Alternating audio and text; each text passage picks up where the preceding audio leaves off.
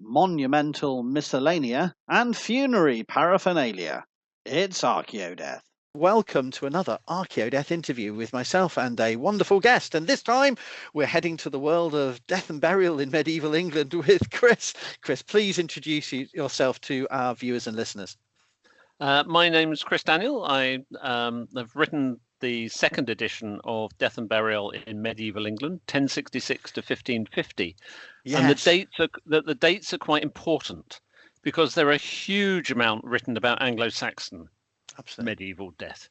And this is a book deliberately, although it takes some Anglo-Saxon material, it's deliberately done for the later Middle Ages because there's actually remarkably little written about it.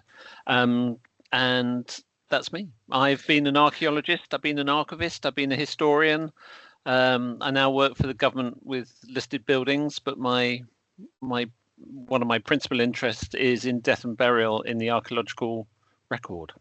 Fantastic. And your original first edition of Death and Burial in medieval England came out in 1997, and this new edition is new, improved, and is out this year, 2026. Lovely to see it. And it's an extra 70,000 words. Wow. And it feels it is. I can balance them up. Yes, absolutely. So congratulations on this second edition, and it is still very much needed, and both in terms of its original content, but also in terms of the addition. So perhaps you could set the scene by giving us a little bit more depth about the original book. What were you trying to do, and what was the structure and content of that work? Way back in the early 1980s, I was working as an archaeologist on the Redfearn Glassworks in York. And the Redfearn Glassworks happened to have in it the Gilbertine priory of St Andrews, Fishergate. Wow. And I was the finds officer on that site. And one of the things that was happening was we were finding quite a lot of burials. And then the Gilbertines, of course, are a sort of 13th, 14th century order.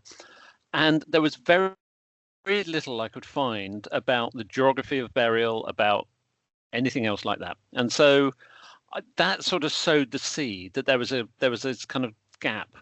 And then I came off the site, and also on the site was the earliest Anglo-Saxon material within York, Eber-Arkham, which we were finding as well. So I came up site in my digging gear and went and had an interview for the MA in Anglo-Saxon Studies at the University of York, which I got in. And as part of my dissertation for the MA, I went through the documentary sources and tried to find references to death and burial within Anglo-Saxon England. And this is both historical sources and literary sources, mainly. And so I was building up the sort of source material for the book, which became Death and Burial and later in medieval England. And there's what I'm interested in primarily is the intersection between archaeology, historical record, and literature. And there are some very interesting differences, and there are some very interesting similarities. For example, in the literature, you will almost never find a Christian who drowns. Yes. It is exceedingly rare, and there would have to be really something peculiarly unusual for a Christian to drown in literature. And this, of course, has got biblical precedents because you get Moses and the Red Sea. So you get no Christian or no Jew drowning in the Red Sea. You get the whole idea of baptism. You get the whole idea of saints coming across on millstones from Ireland. So all that sort of element. So, and then an alternative is falling. You will always, or nearly always, find bad people falling to their death. Yes. And so you get these big themes within the literature.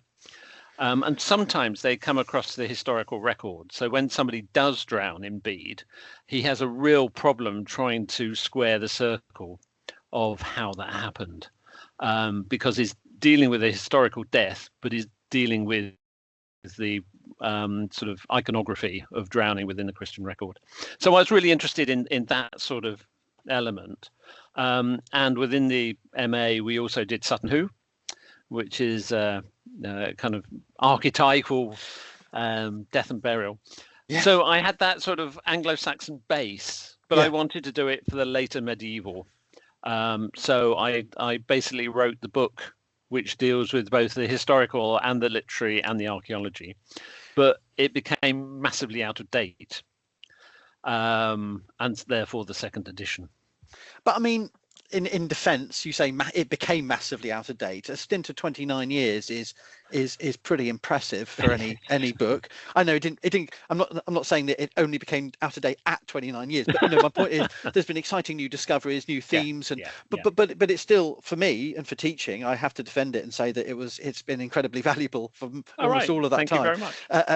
And I do feel that to be slightly critical of my early medieval colleagues, I don't feel there's an equivalent for the early Middle Ages that does the same job in the same way of the balance of different source material and that chronological. Although I have attempted a little bit, I don't think there's a comparable volume. So I think it does a early medieval job for the later Middle Ages, but actually I think goes further. So I've been a great fan of it, and I've really appreciated it. And but you're right, there's been new research comes along, and inevitably books have to be accept that they are of their time, as all of our works are. And did you feel that it rapidly was seen to be deficient in some regard, or was it well regarded? How did you feel it was received after 1997? Because that's my take, but maybe you had a slightly different take as an author. No, not really. Sales kept ticking over, so it must have been very receptive. With it, and when it came out, it had one or two good reviews, and it gets mentioned a lot in sort of bibliography. But apart from that, I haven't really had much within the kind of receptive world. But it is a known book, and it is cited a lot, and that's always pleasing. That is always pleasing. So, what happened that led to the second edition? How did this happen? Is it the Routledge say, oh, how about a second edition? And you go, yes, I've got a few spare minutes. That's exactly what happened, actually. They said that it was selling well in the States, but some of the tutors who were using it had some comments about it, and would I be prepared to write a second edition? And I said, yes, I'll have it done by Christmas. And lo and behold, it's the sound of deadlines zooming past. And I was finding more and more stuff that had either been done since 1997, or I was coming up with new stuff, which we can talk about in a bit. And so I took an extra 4 months, and it came out I'd finished it by last Easter, and then it was a very rapid turnaround. And then it was rapid. Then it kind of was produced by the end of the year. Fantastic, and it's all here, and many of the structure is comparable. They are clearly editions of the same book, but there are additional chapters, and and there are individual elements within each chapter that so it's a substantial. It's not a minor second edition. It is a new work as an edition, because people have different views on editions. I think even authors get confused. But this for me, is what a new edition is. It is a substantial enhancement. It's not just a change of a few typos and a new reflection on a one grave found in Norfolk or something. No. It's a fundamental sort of appraisal of all the new data that's come out. Is that fair to say? Yeah, it is. One thing with the old book was I found it quite hard, even as the author, I found it quite hard to navigate. Okay. I mean, you've got the chapters, but within the chapters, and what I wanted to do is break it down. And in breaking it down, you also see where the gaps are. Yes. So I've got whole new, as well as the new chapters, which are the revenants and the exceptional burials, which you can probably talk about later. Yes. That there are longer sections. For example, I did a big piece on Richard III. Yes. The majority of the new work was archaeological. Yes. The first couple of chapters had quite a lot in them, but they weren't substantial rewrites. The third chapter, which is the literature, almost no rewrite at all, because nothing really had changed. But the big changes were in the archaeological chapters, especially with the body in the grave, which is the kind of isotopes and the kind of scientific elements. The burials, the geography of burials. I talk a bit about the theatre of burial and mirrors. And then the last chapter, I did a huge new piece about Black Death and the impact of the Black Death upon burial, which I think is quite substantial and is very interesting, actually, when we can possibly talk about that later. Absolutely. So, I mean, yes, there's so many themes in late medieval death. You've got religion, you've got society, there's the economic changes. I mean, and you trying to cross-reference that with all of the different themes in which the data leads you to is a challenging one. So I don't even know where to begin, but I would like, I mean, it's such a rich topic and across disciplines, but I mean, maybe we could just talk about that geography of death and what you think we know more about the spatial aspects of death in the Middle Ages now 30 years on, if that's roughly speaking. I mean, where do you feel that we've been able to significantly change the way we think about death in spatial terms, where people are getting buried and how cemeteries are used, do you think?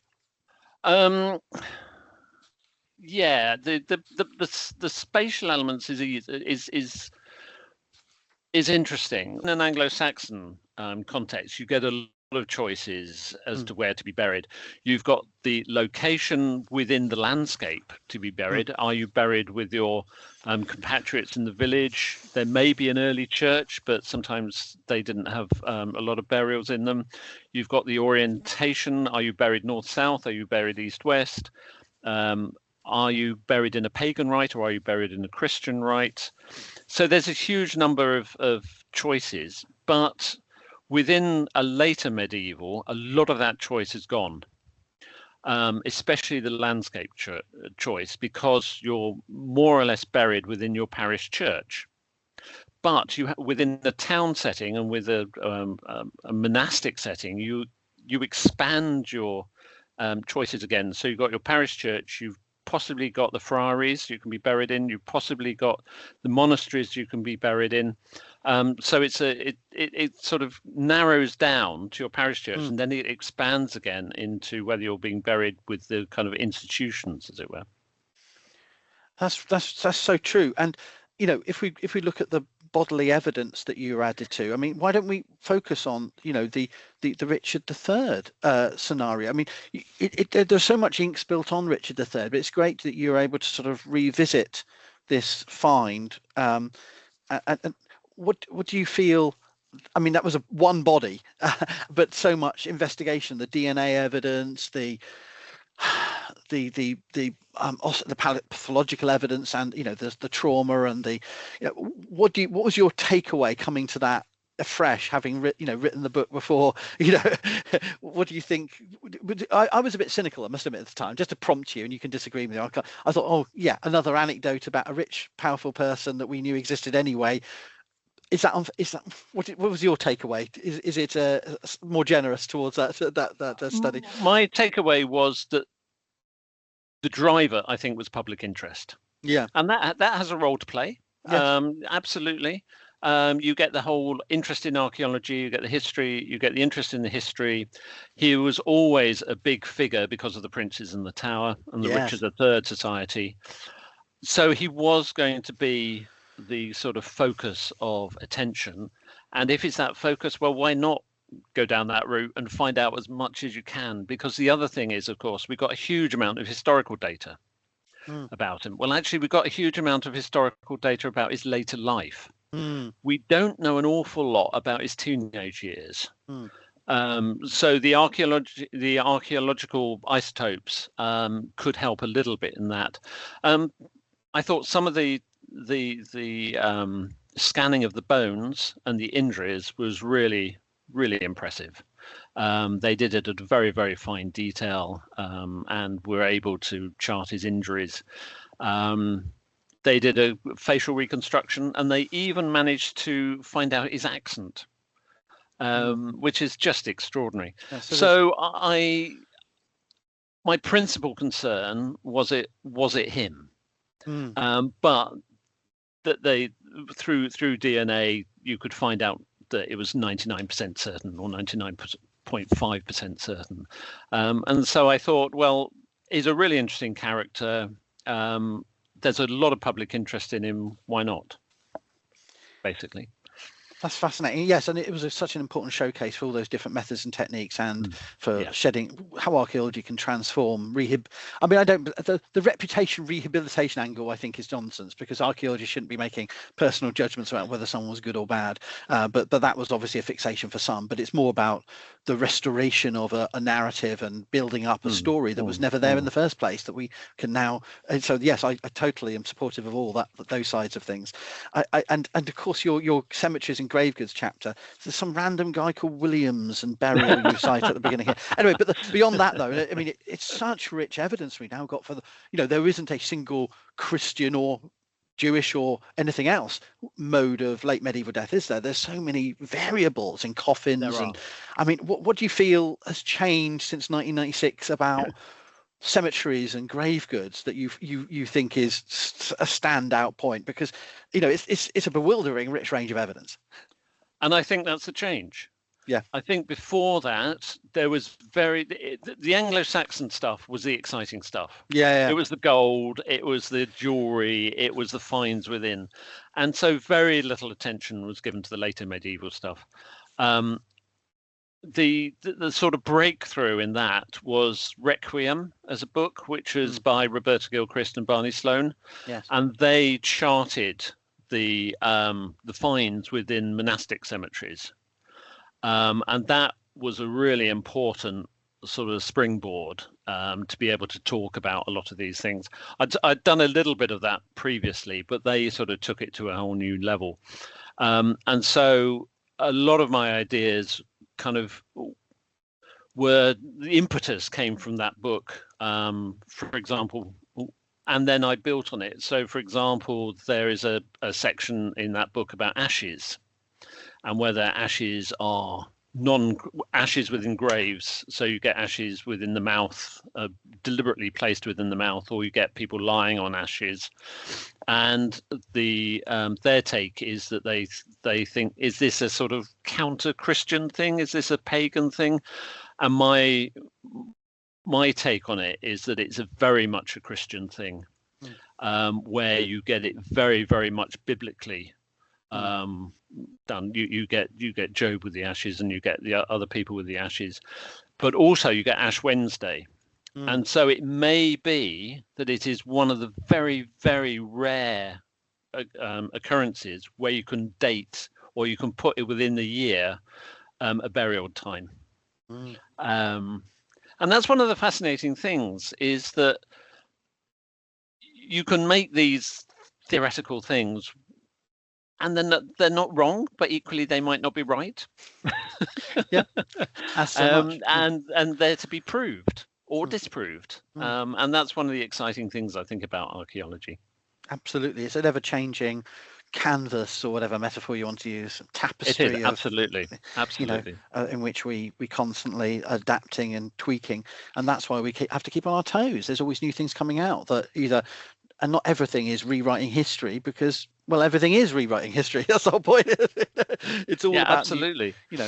I mean, especially the scientific stuff, the things like the Black Death, Yersinia pestis, and all that research is just this kind of massive burgeoning of information that we're just at the very beginning of getting, but it makes it very exciting. Absolutely. And this leads us to the two new chapters, if I've got them right, the exceptional burials to start with, and what made you particularly want to do that? Because that's, at one level, that seems like an extension of the emphasis on variability and complexity. Is that fair? It wasn't showcased as much, as even though there's all that variation in memorials and graves and intramural, extramural, there's even more. There's the exceptional. So is that am I on the right lines, or is there something I've missed there? Well, I was really intrigued by deviant burials. Yes. Especially in an Anglo-Saxon context. Yes. And the more I looked at the deviant burials, the more I thought, well, you're getting location differences, you're getting treatment of the body differences, You're getting all sorts of differences about how people died, etc. And I thought, well, how do the other end of the spectrum fit in? So the other end of the spectrum are things like the royal burials, and those are just as deviant as your criminal burials, and also just as deviant are things like the burials of nuns and recluses, or how pilgrims are buried in their complete pilgrim garb. And I wanted to make the point that the deviant burials, which are so known in Anglo-Saxon period, are actually part of a spectrum by the later medieval period, in how, and so you can get a single deviant burial within a cemetery, let's say, if you treat it as exceptional. So you get a priest with his chalice, but in another cemetery that might be the norm, and you might get a cemetery of priests with all their chalices, and so your deviant burials are the non-priests with their chalices. That's a bit of a silly exception, but so I just wanted to make the deviant burials a spectrum, and the best way, or the best word I could think of for that, was exceptional, because you're dealing with exceptional burials, and sometimes the exception is the norm, and that seemed to be the most sensible way to do it. Well, I think that makes sense perfectly, and it's a real mix of chapters of themes within this chapter, and they're really fascinating in themselves, and how they pull together to, from different sources, from the historical and the literary and the archaeological. I mean, I just I don't even know where to go, but I'm one of the things, of course, I was fascinated in is the fact that we've got a distinctive selection of a different social categories, but also religious categories, and of course the Jewish population we have insights into with the Jewbury and other sites as well, which is I think is an important aspect that takes us through but no, in every section I thought was really fascinating. And then you have odd burials, deviant, and even more there's so one of the kind of minor elements to that chapter is drowning, because of course you never get a burial with drowning. No. Well, you might do if it's washed up on the shore, but if it's a shipwreck out at sea, you never get you will never get a burial. So how does that leave the family, where you actually don't have a burial of anyone? And there's in some countries there's a time limit before which you can say that somebody has died by drowning.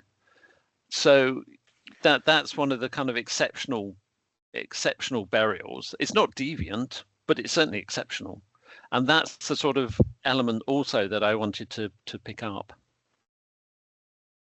It's the theology, and then right the way through to actual practices linked to potential revenants or fear of the dead is just an intriguing topic here, and the Warren Percy evidence at the end. Yes. So what's your take on this Warren Percy? Because I think the report by Simon Mays and colleagues was from 2016-17, sort of presents these heavily cut up, fractured bones with evidence of burning as well, I think. Is that right? And they posit, could this be cannibalism, or could this be fear of the dead? Where did you fall on that? It's certainly something very, very exceptional. From a peasant village, from a what is seen often as the typical the site type. Sorry, I should say, isn't it? Of medieval village absolutely. Life. But when you calculate it, it's about once every 10 years for the number of bodies that this happens over a bit of a time period. And to be honest, who knows? It could be any one of a number of things, but revenants is a strong possibility. The only thing is that it happened over a long period, and normally with revenant stories, they're fairly concentrated in date. They might be scattered geographically, but they are fairly concentrated in date. And so to have this being a revenant thing would be very unusual. But then revenants are very unusual, so who knows? But I mean, I don't know if this is an unfair tough question, but obviously this is a focus on England, and England's only one part. And in the conclusion, you synthesize, and also you point to the fact that we need more local studies, but also more comparative studies. And do you feel that this?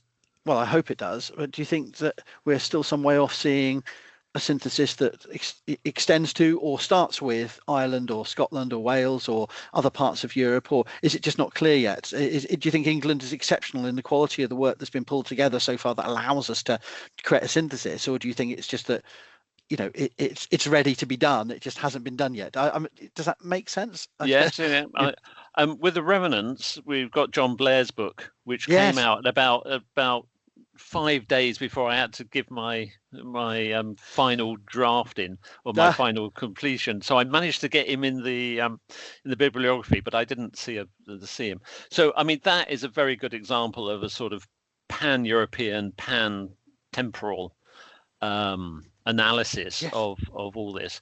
In regards to Scotland and Wales and Ireland, yes, they are very different. And there's no getting away from that. I mean, Scotland and Ireland, I suspect more than Wales, but I don't think anybody's done a synthesis of this Welsh. So I think it's really good that you didn't try that, and that you've kept the geographical parameters quite tight, so that you can. There's so much complexity within what you've got already. So I'm not criticizing you for not trying to do everywhere. No. It was very deliberate. Yeah. Yeah, it was. The sources for England are pretty good. In fact, I'd say they're very good. There's a lot of good archaeology. If I'd have strayed into France or Germany, then of course you get the language, and you would get all sorts of. But also, I suspect you would get different thought patterns and different points of what they're interested in, and so which is in itself really interesting, but to make comparisons might be difficult. So absolutely. Yeah, but yeah, I very definitely kept it to England.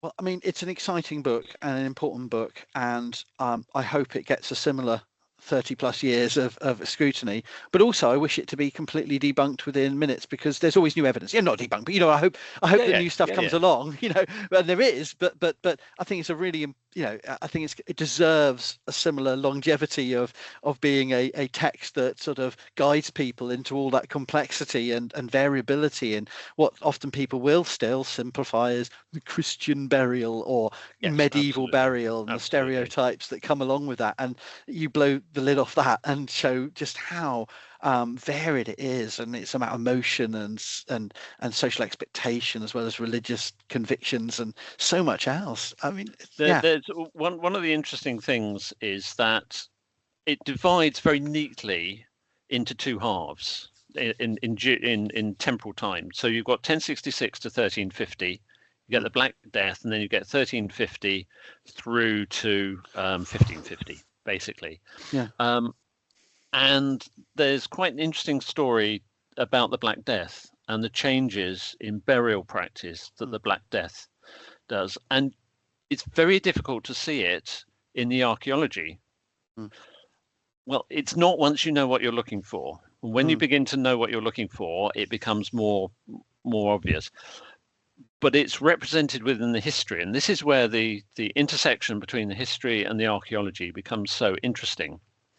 So at the Black Death, what you get is a big movement towards people choosing where they want to be as a burial place, but also choosing where in the cemetery they want to be more specifically. And you can tell this through wills. And by 1380, 1390, 100% of people writing wills are doing this. Now, in the continent, the plague was a huge driver for this. And so you got no choice before 1350, and you get masses of choice by 1400. In England, it's slightly different.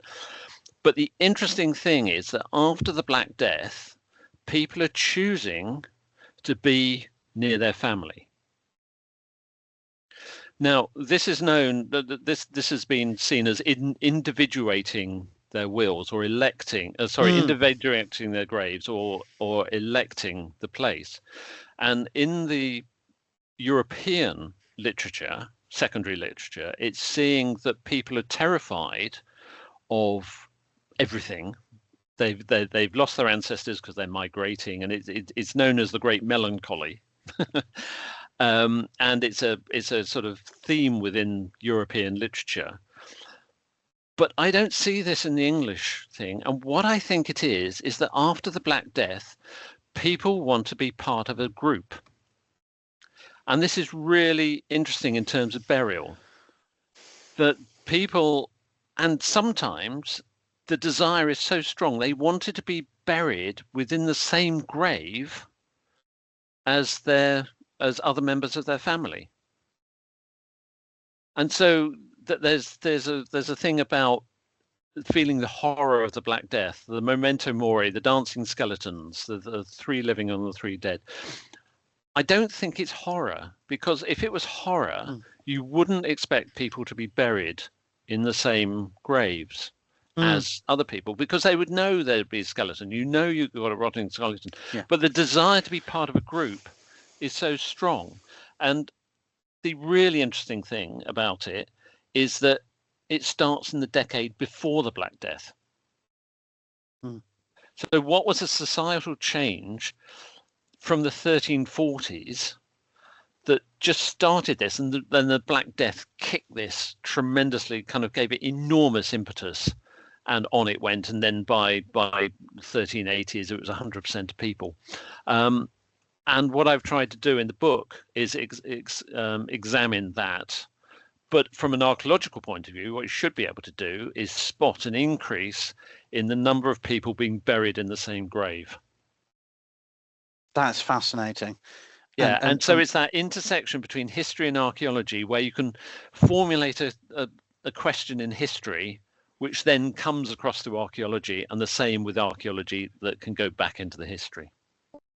Yeah. So you've set up some exciting research questions for a new generation of postgraduate researchers and field investigators too. It's really cool stuff. Absolutely, and that's what I find exciting, where you can do that, batting backwards and forwards between them, because then the archaeologists will find that actually this isn't true, and then you've got to go back and say, well, actually, is this more of a documentary thing? Were people putting their wishes into the documents? But it actually happened centuries before, but people just didn't want to write it down because they didn't think it was important.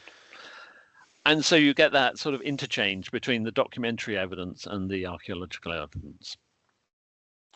Chris, this has been absolutely fascinating, and I just want to thank you for sharing these Pleasure. Insights, and hopefully it'll be an inspiration for many to pick up your book, and we'll put a link in the description, and wish you well on all your other ongoing work, which I know is not finished in any regard. You have many fingers, many pies, and it's just been a joy to have a chance to talk about this one aspect, but thank you so much. Pleasure. Lovely to talk to you. Follow ArchaeoDeath on YouTube, TikTok, WordPress, and a host of other social media.